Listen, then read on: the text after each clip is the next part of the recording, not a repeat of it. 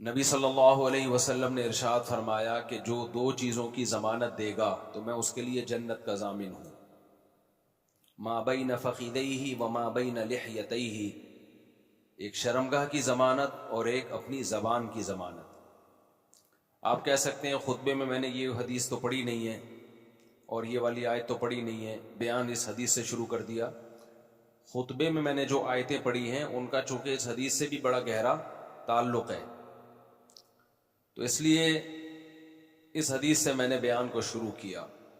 خطبے میں نے جو آیتیں پڑھی ہیں، اجتنبوا کثیرا من الظن، بدگمانی سے بچو۔ حضرت مولانا اشرف علی تھانوی رحمہ اللہ تعالی فرمایا کرتے تھے کہ پہلے بدگمانی پیدا ہوتی ہے پھر بد زبانی پیدا ہوتی ہے۔ یہ بات حضرت مولانا اشرف علی تھانوی نے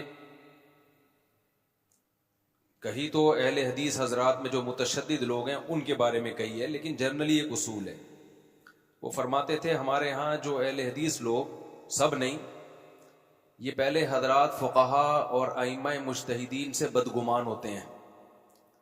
ان کے سامنے ان کی دلیل نہیں آئی ہوتی، یا آئی ہوتی ہے ان کی نظر میں اپنی طرف سے ایک مطلب ہوتا ہے، تو یہ بدگمان ہوتے ہیں کہ ان کو آتا واتا کچھ بھی نہیں تھا، ہمیں آتا ہے۔ پہلے بڑے بڑے اسلاف سے، ائمہ سے بدگمان ہوتے ہیں، پھر بد زبانی، پھر ان کے خلاف بولنا شروع کرتے ہیں۔ ٹھیک ہے، سب ایسے نہیں ہوتے، لیکن یہ ہم سب میں ایک جنرلی ہم سب کی ایک بیماری ہے کہ کسی کے عمل کے بارے میں یہ سوچ لینا کہ اس کا یہ مطلب بھی ہو سکتا ہے، یہ مطلب بھی ہو سکتا ہے، یہ مطلب بھی ہو سکتا ہے، اچھے اس پہ لے کے جاؤ آپ کسی کی بات کو، لیکن یہ ہماری قومی بیماری ہے ہم سب کی۔ ہر چیز کا الٹا مطلب لینا، ہر چیز کا غلط مطلب لینا، پھر اس غلط مطلب کے بعد بدگمانی سمجھتے ہیں نا، اس کے بارے میں سمجھنا کہ یہ بندہ ہی ٹھیک نہیں ہے۔ پھر جب آپ کا کسی کے بارے میں یہ خیال ہو کہ بندہ ٹھیک نہیں ہے، تو پھر اس کے خلاف بھر بھر کے زبان درازی کرنا۔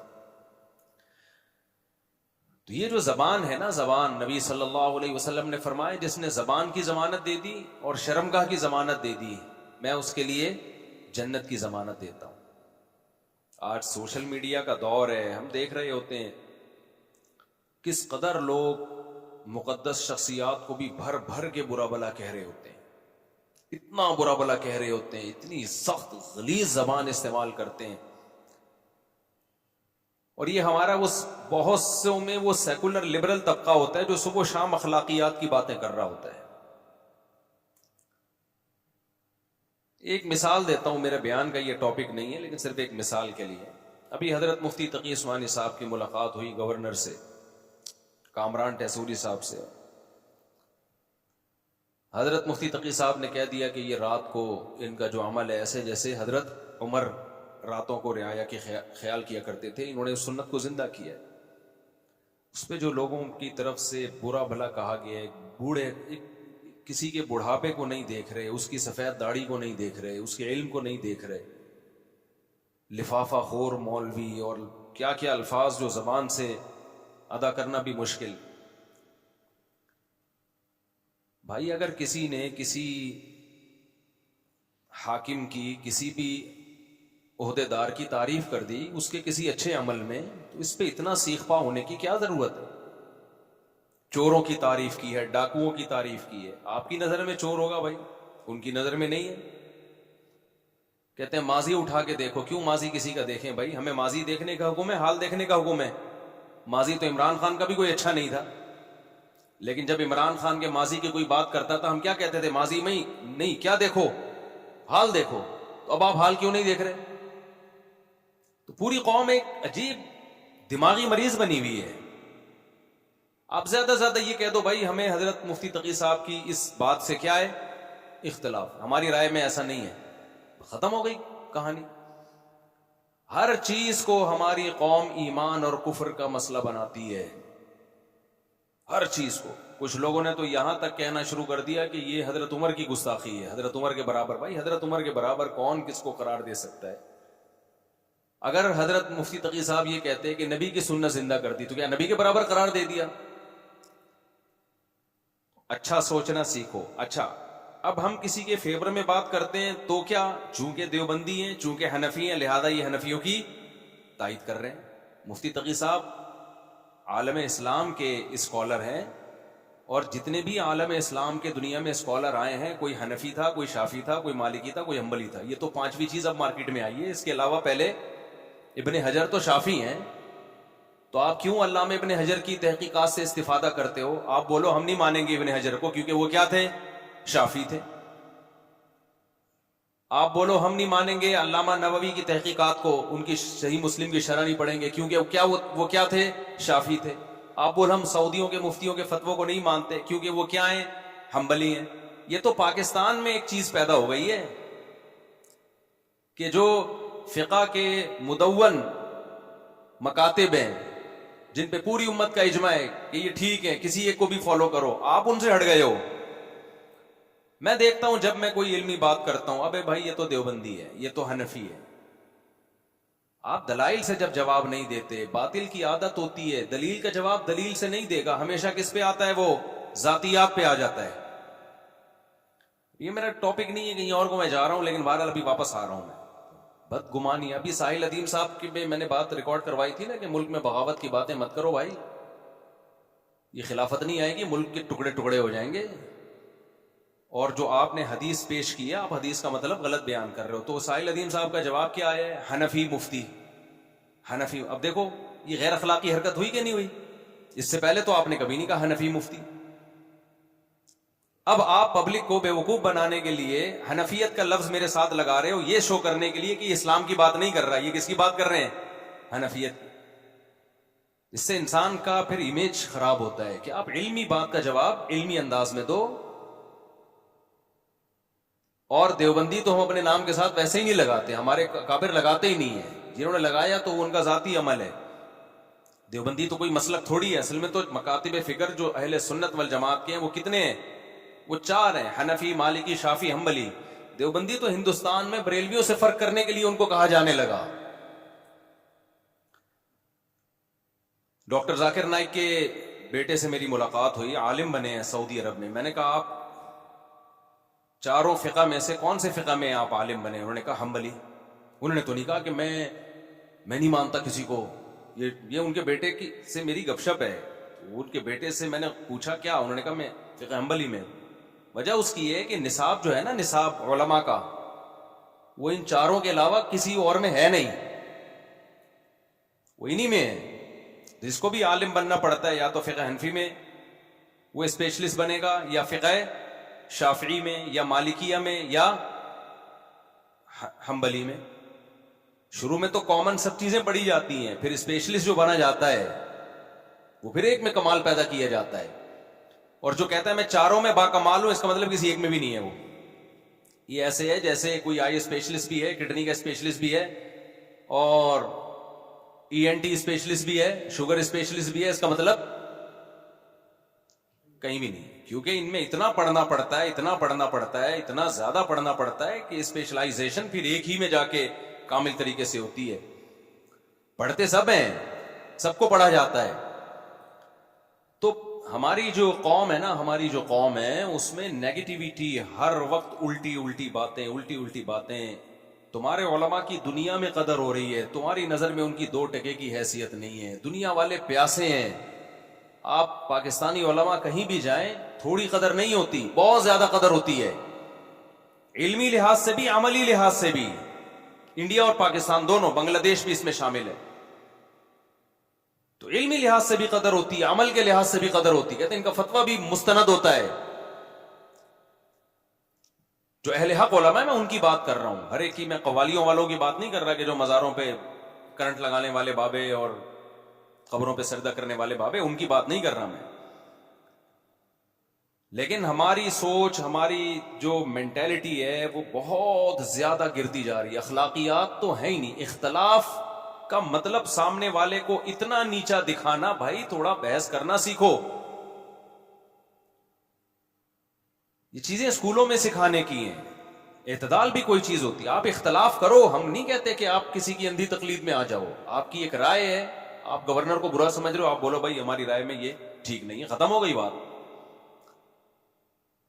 تو ایسا دیکھو جب انسان کی زبان خراب ہوتی ہے نا، میں نے بتایا کہ زبان خراب کب ہوتی ہے؟ سب سے پہلے بدگمانی. حضرت مفتی تقی عثمانی صاحب کا کامران ٹیسوری سے کچھ بھی لینا دینا نہیں، 5 روپے بھی نہیں لیے ہوں گے انہوں نے. دوسری بات یہ کہ آپ کے پاس کرائٹیریا کیا ہے؟ کیا آپ نے یہ فرض کر لیا ہے کہ آپ کی مرضی کا اگر سیاستدان نہ جیتے الیکشن میں تو وہ لازمی غلطی ہوگا؟ یہ فرض کیوں کیا ہوا ہے آپ نے؟ اور سارے ہی غلط ہوں گے؟ کیا دنیا میں کوئی ایسا شعبہ ہے جس میں 100% لوگ غلط ہوں؟ ہے بھائی، ہم سے آپ دین کا علم سیکھو بھائی، اس میں ہماری رائے معتبر ہوگی. سیاسی چیزوں میں جتنی ہمیں جو تجزیہ ہے، جو ہم معلومات ہیں، اس کے حساب سے ہم بھی ایک رائے قائم کرتے ہیں، اور وہ رائے ہماری تبدیل بھی ہو سکتی ہے.